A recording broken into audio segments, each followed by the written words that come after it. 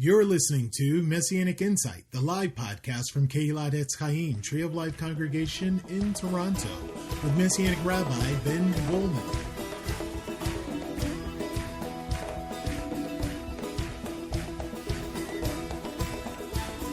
And what we are speaking about today begins with the tragedy of such a drought.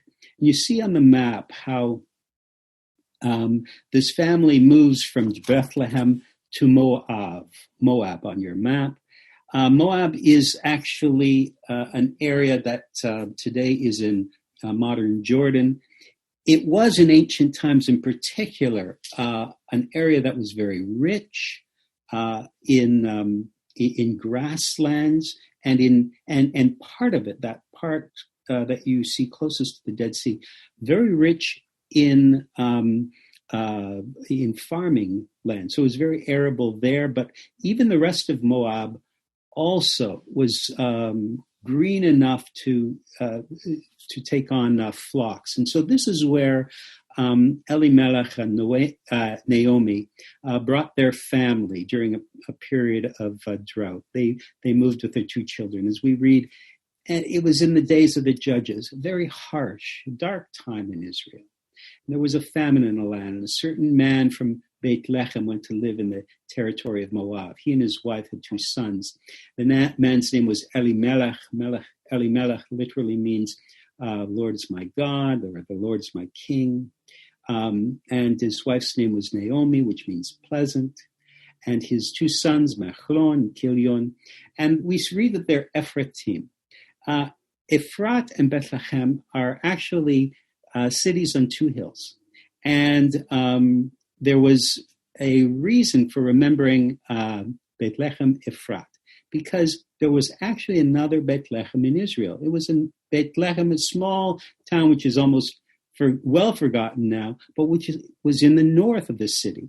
The north of the country. So Bethlehem Ephrat, or Bethlehem Ephratah, as it was better known, really, these represented settlements on two hills, south of Jerusalem, south of the greater city. And we know that they were probably from closer to Ephrat, but they had settled in Bethlehem. And this is what happened. People would come from one area and they'd be known as an Ephrat, but they came to Bethlehem. Or somebody came from Bethlehem. So they were intermarried. As you can imagine, people from these close areas intermarried, and the family was remembered as originally having been from Ephrat. That's what it means, Ephratim. And but they lived in Bethlehem, in Yehuda, but now they had left, and they had moved to Moab. We move to the next slide. Elimelech sadly dies. But he leaves his two sons, and they take wives for themselves from the women of Moab. The name of the one was Orpah, and the name of the other was Ruth, and they lived there for about 10 years. Now, Machlon is actually the oldest, as we understand, and he was the one who was married to Ruth. So then, sadly, the two men die. This suggests, by the way, that it was probably some type of plague, an epidemic, some sickness came upon them, because we see that they both died right around the same time. And the women are left with neither sons nor husbands. And this is a tremendous source of grief, because as we read, Naomi feels a terrible weight of judgment that she can't explain.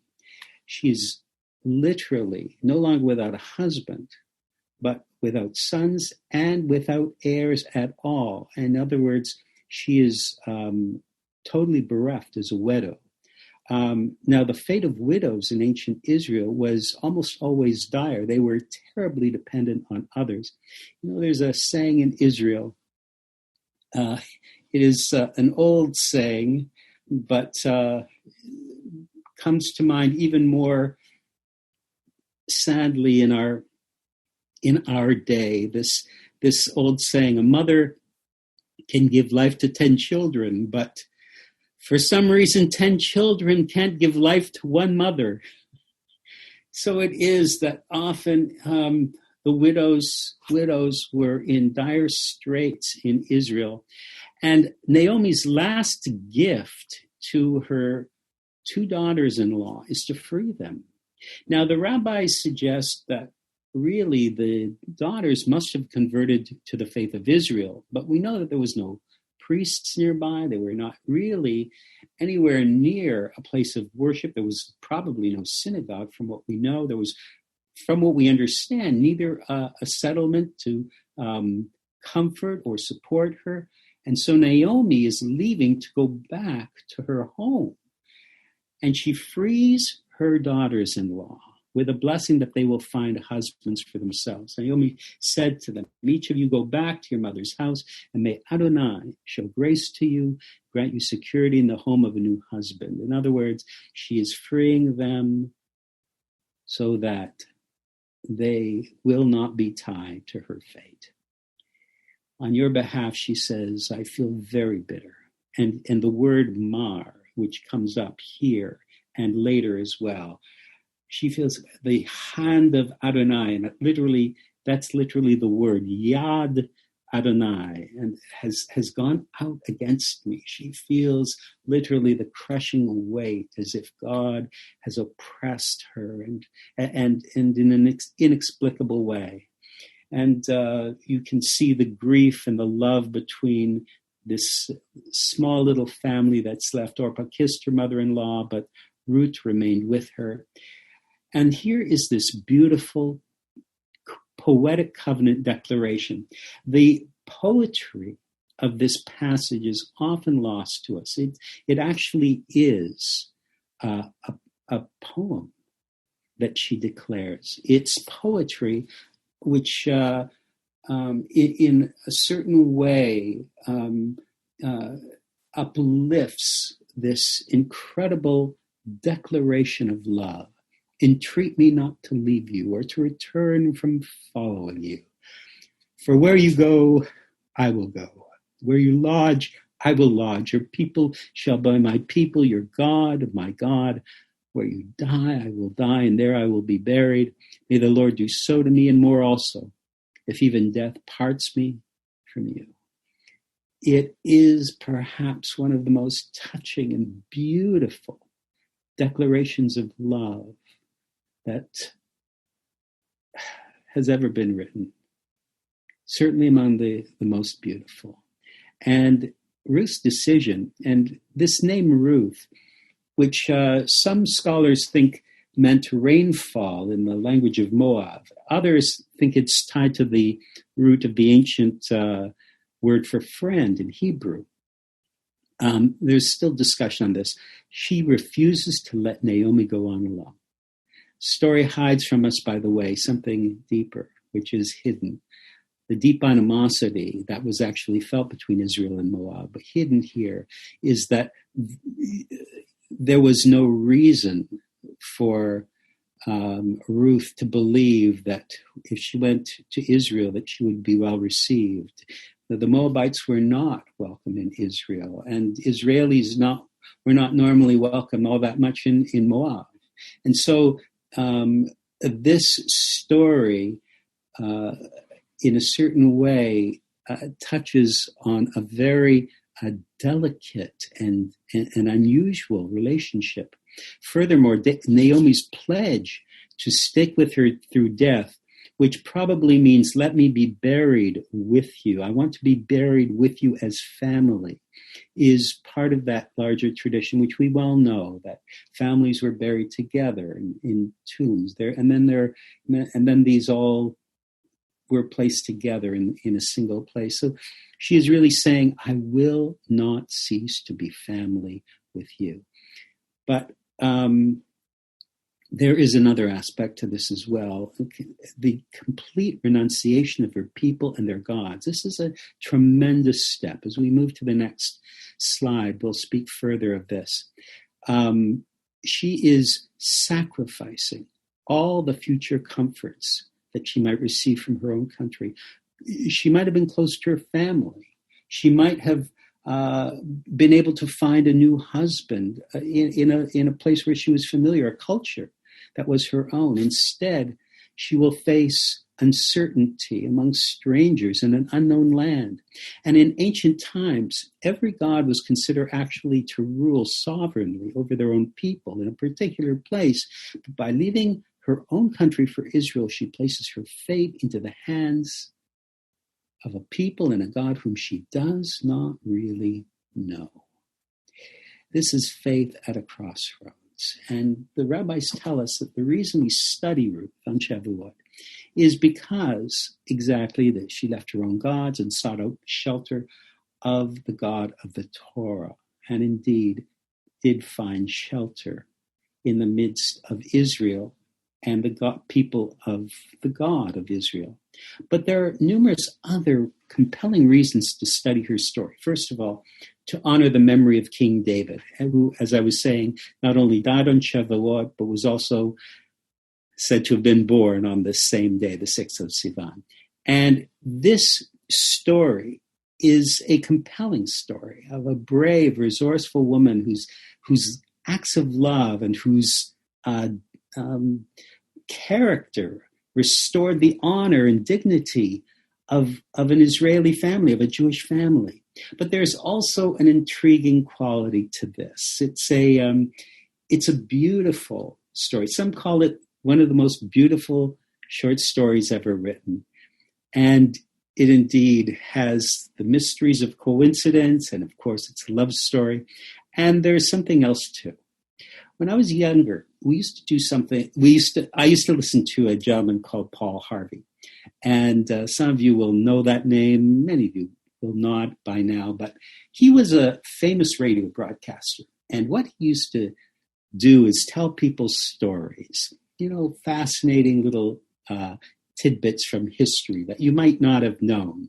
An example would be, he would tell the story about Abraham Lincoln, who rose to such great heights and yet came from one of the crudest circumstances imaginable. How is it that he was, able to rise so high from such modest circumstances? And the story he begins with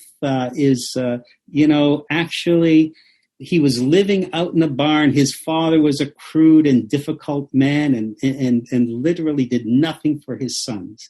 But then the rest of the story is Abraham Lincoln's mother passed away. And the father found a new wife. She came out to the barn. She found young Abe. She found him to be intelligent, taught him how to read. And the story goes from there. That's the rest of the story. In this example here, what we're reading about is the rest of the story of David.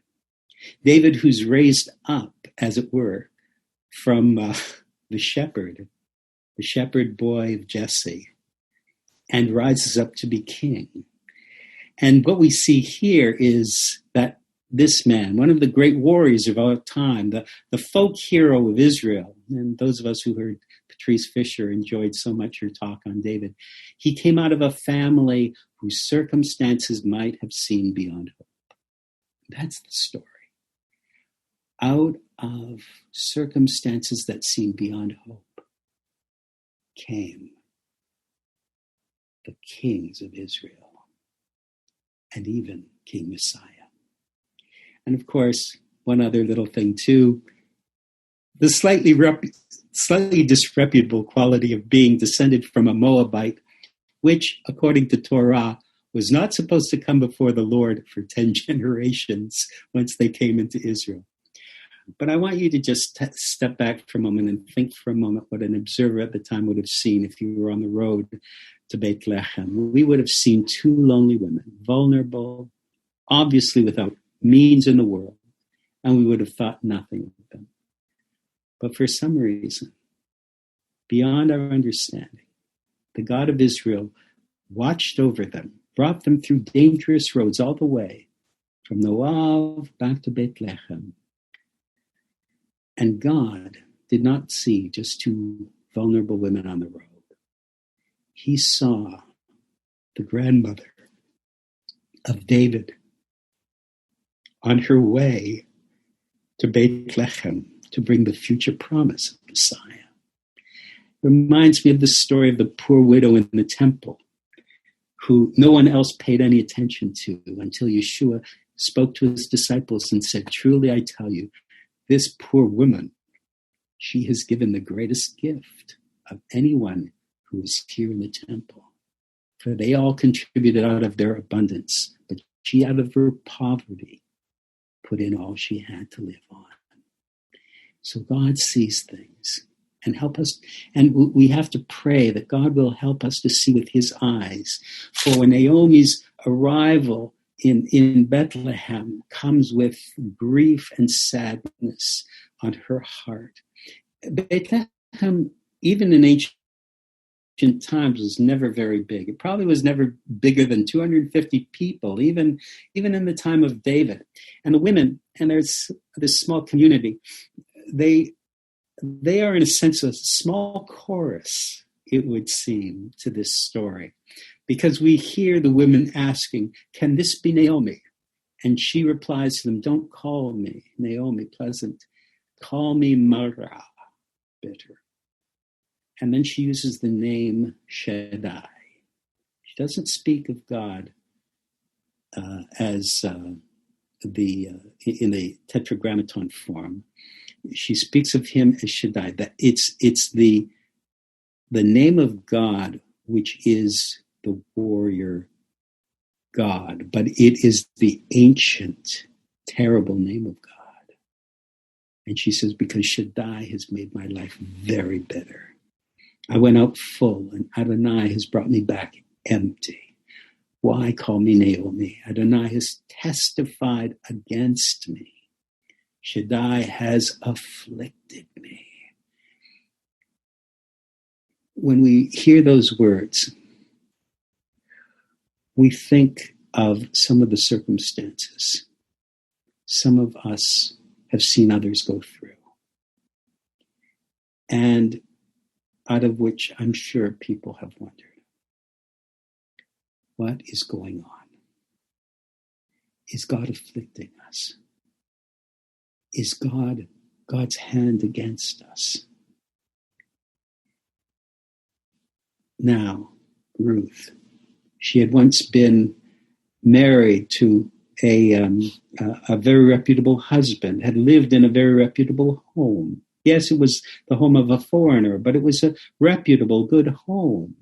And now she's reduced to being a gleaner. She has come right at the harvest time, and there's a reason for this. The women had not traveled during the rainy season. They'd waited until the roads were dry. And this is the time when, in fact, the harvest begins to be brought in. They've waited for the latter rains to finish. And that's what we call the last rains before the harvest of what is called the winter crop. And Ruth, in order to survive, because they have nothing, as I told you, the fate of widows was terrible. It's it's a time when she literally has no means. So she joins the gleaners, those who are following the harvesters who pick up the stalks of grain left behind. It's not a disgraceful thing to be doing. Actually, there were numerous gleaners constantly in the fields following harvesters. It was not unusual, but it was always at the discretion of the owner of the field, to the extent to which they were allowed to pick. And it was demeaning for her, this woman of a married, formerly a married woman, in a family home. So it was difficult. But as coincidence will have it, she's in the field of a kinsman. And this is where hope first emerges in the person of Boaz, who's this very likable country landowner. Boaz is such an interesting, positive figure and well worth contemplating. He's an older man. He may have been a soldier, by the way. He might have been somebody who was busy traveling, or had been a soldier in one of Israel's fluid armies of the period of Judges. Nevertheless, he's not married. And yet he's a man who's respected, a man who has obviously lived his life fully and perhaps come back to Bethlehem to reclaim his family property, where he's now a very respected landowner. And the greeting that he gives his workers in the field, his wish for them, may the Lord bless you, shows what a friendly and gracious man. And immediately when he sees Ruth, he inquires, and it's only with honorable motives, as we see. He arrived from Bethlehem. He said to the reapers, "Adonai be with you." And they answered him, "Adonai bless you." And then he says to the servants supervising the reapers, "Whose girl is this?" And to his eyes, she appears a young woman. Now, the truth is, she had been married for 10 years already to Mahlon, so she's not that young. And yet, for Boaz, he says, "Whose girl is this?" So in his eyes, she's just a young woman. And he's told she's the one who came from Moab, who returned with Naomi from the plains of Moab. And he responds, goes to her, and he talks to her. He says, "Well, wait a minute, Ruth, did you hear that?" And he speaks to her. He calls her my daughter, an affectionate way of addressing what to him is a young woman. Don't go to glean in any other field. Stick here with my working girls. I've ordered the young men not to bother you. Whenever you get thirsty, go and drink from the water jars the young men have filled. It's this beautiful welcome. And this is where the truly poetic voice of the storyteller is revealed. Because Ruth falls. She prostrates herself. She's such favor, only a foreigner. And he answers her whole story. Everything for your mother-in-law. You left your father and mother in the hand, and the land you were born in, to come to a people about whom you knew nothing beforehand. May Adonai reward you for what you've done, and may be rewarded in full by Adonai, the God of Israel, under whose wings you've come for refuge. Now, there's a beautiful aspect to this. Now, I'm going to tell you just something else about the Book of Ruth, because we don't know exactly when it was written. Probably around the same time as David. But notice here there's an echo, the echo of the words of David in Psalm 57, verse 1, because those words which Boaz speaks, "May you be rewarded in full by Adonai, the God of Israel, under whose wings you have come for refuge," is echoed in David's Psalm 57. "Be merciful to me, O God, for in you my soul takes refuge. In the shadow of your wings, I will take refuge." The words, the phrase, even if it was a familiar phrase in Israel, echoes the words of David. And then we see the heart of Boaz to restore her dignity. When mealtime came, Boaz said to her, "Come here, have something to eat. Dip your piece of bread in the olive oil and vinegar." And she sat by the reapers. And so he welcomes her, not as a gleaner, but he gives her the dignity of someone who is welcomed, someone who is brought into the family of Israel. And she ate till she was full, and she had some left over, which we know she set aside for Naomi. And when she got up to glean, Boaz ordered his young men, "Let her glean even among the sheaves, without making her feel ashamed. In fact, pull some ears of grain out from the sheaves on purpose. Leave them for her to glean, and don't rebuke her. And so she gleaned in the field until morning. She beat out what she had gathered, came to about a bushel of barley. A bushel of barley is a substantial amount, enough not only for her and her mother, but also enough for them to sell for some means. And Ruth gleans bountifully, and then she goes back and speaks to Naomi, and her mother-in-law says to her, "Where did you glean? Where were you working? Blessed be the one who took such good care of you." And she speaks to her mother-in-law about this man Boaz. And Naomi says, "May he be blessed by Adonai." And she's speaking here of Boaz, who has never stopped showing grace, neither to the living nor to the dead. And Naomi also told her, this man is closely related to us. He's one of our redeeming kinsmen. In other words, he is one of those who could fulfill the line of promise, even of your husband who has passed away. He could be a redeemer. And from this point on, we'll notice Naomi's heart is encouraged. She will begin to act with hope and with faith. Ruth, of course, could have gone to any field. Ancient fields were not like today's properties. One row might belong to a family or to a clan. The coincidence is as lovely as one of those coincidences that Charles Dickens liked to write into his novels. But it's clear from this point that Ruth and Boaz will now be part of the same story. Naomi said to her, "It's good, my daughter, for you to keep going out with his girls so that you won't encounter hostility in other fields." So she stayed close to Boaz's girls to glean until the end of the barley and wheat harvests, and she lived with her mother-in-law. In other words, she's a reputable girl. She does not do anything which is untoward. Well, a woman of character. And now Naomi begins to think about the future.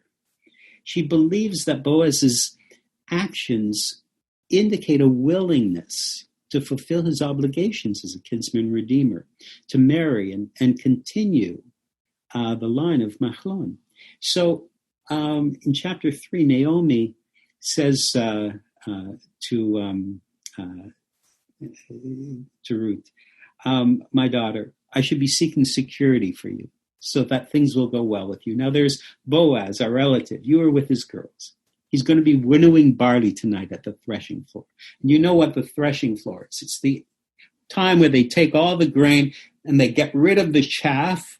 They do so in an area where there's wind. Often it's late evening. They wait for a nice fresh wind.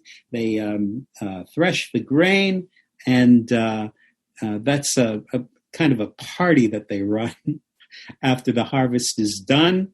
And she says, "Bathe yourself, anoint yourself, put on good clothes, go down to the threshing floor. Don't reveal your presence to Boaz until he's finished eating and drinking. And when he lies down, take note of where he's lying. Go in, cover his feet, lie down, and he will tell you what to do." And so Ruth says, "I will do everything you tell me." The instruction is not immoral. There's nothing wrong about what she's saying. This is actually one of those instructions that remind us of those words that Jane Austen says in the very first opening lines of Pride and Prejudice. "It is a truth universally acknowledged that a single man in possession of a good fortune must be in want of a wife." And that is the spirit in which she goes to the threshing floor. And there's nothing immodest. And she did everything as her mother-in-law had instructed her. And as after Boaz was through eating and drinking, he went down to lie at the end of a pile of grain. And she stole in, covered his feet. And in the middle of the night, he wakes up, sees this woman and says, "Who are you?" And she says, "I'm your handmaid, Ruth. Spread your hand spread your robe over your handmaid. You are a kinsman, a redeeming kinsman. And he can't believe what's happening. He says, Matt, Adonai bless you, my daughter. He recognizes that she's trusting in him not to do anything untoward. This was a very, very modest society. Very modest. This was an era where even when men and women gathered together, they naturally gathered separately in groups. So this is a very modest story and needn't to be taken any other way. And he says to her, your latest kindness is even greater than your first. After all, he says, why are you hoping to make me a husband, to make me the father of children? I'm an old man now, or I'm older now, but you haven't pursued any of the young men, either rich or poor. And there are many. And he says, now don't be afraid. He says, all the city leaders among my people know you're a woman of good character. It's true, I'm a redeeming kinsman, but there's one who's closer. Stay tonight. And in the morning, if he will redeem you, fine. But if he doesn't, then as Adonai lives, I will redeem you. And he tells her to lie down, and during the night, afterwards, he fills her garment with grain, and she goes back to Naomi. And Naomi has this interesting greeting: "Who are you, my daughter?" She's really saying, "What has happened? Who are you now? Are you married again? Are you promised?" And so the story unfolds from Ruth to her mother-in-law, and she speaks about all the measures of barley that he gave out, and Naomi says, "Just stay where you are. The men won't rest. That he won't rest until he resolves the matter today." And so Boaz boldly seizes the opportunity. He goes, finds the other kinsman redeemer, offers him the land. He says, the parcel of land which used to belong to our relative Elimelech is being offered for sale by Naomi. And I thought I should tell you about it. Buy it in the presence of the people sitting here. He's already got the 10 elders present. And if you want to redeem it, redeem it. And the relative says, okay, I do want to redeem it. But, well, we better move to the next slide. The same day you buy the field, you must also take Ruth, the woman from Moab, the wife of the deceased son, in order to raise up the name of the deceased, an heir for his property. And the Redeemer said, I can't redeem it, because I might put my own inheritance at risk. And indeed, that was one of the problems. If you married again, your own family might be thrown into issues of inheritance. And so he says, you take my right of redemption. And so the right of redemption is redeemed, is let go. And Boaz addresses the leaders and says, you are witnesses today. I am purchasing from Naomi all that belonged to Elimelech, all that belonged to Kilion and Machlon, and I'm acquiring as my wife, Ruth, the woman from Moab, the wife of Machlon, in order to raise up in the name of the deceased an heir for his property, and so that his name will not be cut off. And you are witnesses today. Indeed, the values, hopes, and promises of Torah are a great refuge in troubled times. This is the first thing we see, that the values, the hopes, and promises of Torah, the foundations of our faith given at Sinai, and even the greater fulfillments in Messiah, are the strength of Israel. This fundamental sense of values is what holds Israel together. It's what holds us together as a community and all those who cling to our God. And that is the real shelter in which Ruth's love for Naomi brought her, because she came and found herself in the presence of those who had been shaped by Torah, and indeed the faithful covenant-keeping Lord of life. And there's a seed here of a greater promise too, because Yeshua, son of David, also speaks to us and gives us the promise of the Spirit. And this is a Spirit which he will now pour out, as we know, on every nation. As Yaakov, Yeshua's brother, says during the Jerusalem Council, quoting Amos 9, "After this I will return and I will rebuild the fallen tent of David. I will rebuild its ruins. I will restore it so that the rest of humankind may seek the Lord." That is, all the Goyim who've been called by my name, says Adonai, who is doing these things. So this is why we also remember the vision of the two loaves. And in our community, when we lift up these two loaves, we think of them as Jew and Gentile, not simply the promise of the fullness of a harvest, but the promise further of the future harvest in Israel, but also, as Yeshua said, a greater harvest, a global harvest for Messiah. As Yeshua said to his disciples, "Therefore go and make people from all nations into Talmidim." And then there is a Redeemer and a promise beyond redemption. It's the rebirth of a new life. And that is how the story ends, in this beautiful way. It's the most beautiful of all stories, in a sense, the rebirth of hope. Because a child is born. What began with barrenness has now come to fruition with new hope.